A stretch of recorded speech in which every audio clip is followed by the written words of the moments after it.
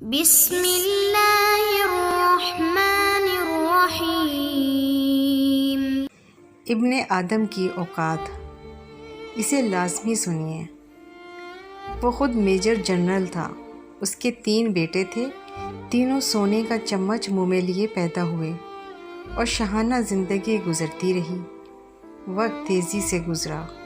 Major general کے ساتھ retire لگ گیا۔ عہدے کی مدت ختم ہوئی، ریٹائر ہو گئے اور اب زندگی کا سفر انتہا کی طرف چل پڑا۔ بیٹوں نے باپ کے عہدے سے خوب لطف اٹھایا۔ کہتے تھے، ہمیں کیا فکر ہے، ہمارا باپ میجر جنرل ہے، ہمارے کام خود بخود بنیں گے، اور بنتے بھی رہے۔ ایک ٹیلی فون کال پر سب کچھ قدموں میں حاضر ہو جاتا تھا۔ پھر وہ دن آ گیا جب بیٹے یہ بھول گئے کہ یہ وہی باپ ہے جس کے نام و عہدے کی وجہ سے لوگ ہمیں سر کہتے تھے۔ باپ کسی بیماری کی وجہ سے چلنے پھرنے اور بولنے سے معذور ہو گیا۔ بیٹے کہنے لگے، اب تو باپ کی کمزوری دیکھی نہیں جاتی۔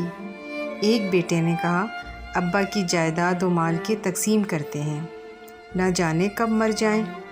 اب تو شرم آتی ہے بتاتے ہوئے کہ لوگ کیا کہیں گے۔ جب دوست آتے ہیں تو سامنے یہ بوڑھا ہوتا ہے۔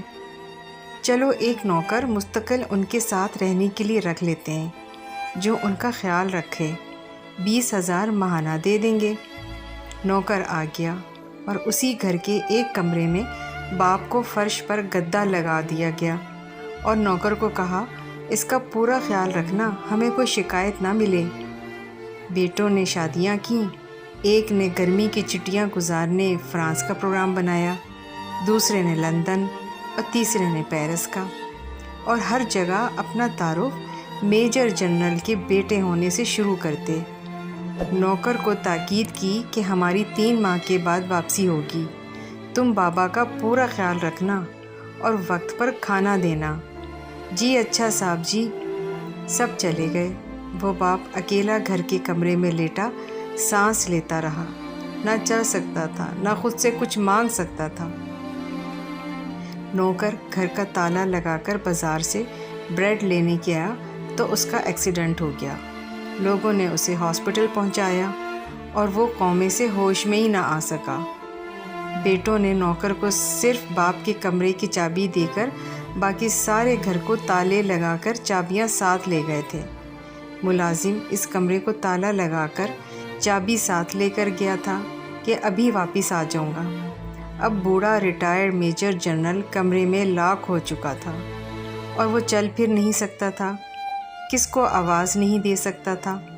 لہٰذا 3 ماہ بعد جب بیٹے واپس آئے اور تالا توڑ کر کمرہ کھولا گیا تو لاش کی حالت وہ ہو چکی تھی جو نہ قابل بیان ہے۔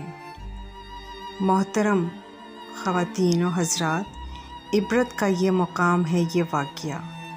ہم کس طرح اپنی اولاد کے لیے حلال و حرام کی پرواہ کیے بغیر ان کا مستقبل سنوارنے کے لیے تن من دھن کھپاتے ہیں اور زیادہ سے زیادہ دولت جائیدادیں بنا کر ان کا مستقبل محفوظ کرنے کی کوشش کرتے ہیں اور سوچتے ہیں کہ یہ اولاد کل بڑھاپے میں ہماری خدمت کرے گی۔ اعلیٰ ترین غیر ملکی اسکولوں میں دنیاوی تعلیم دلواتے ہیں اور دین اسلام کی تعلیم دلوانے کو توہین سمجھتے ہیں، جس میں سکھایا جاتا ہے کہ والدین کی خدمت میں عظمت ہے۔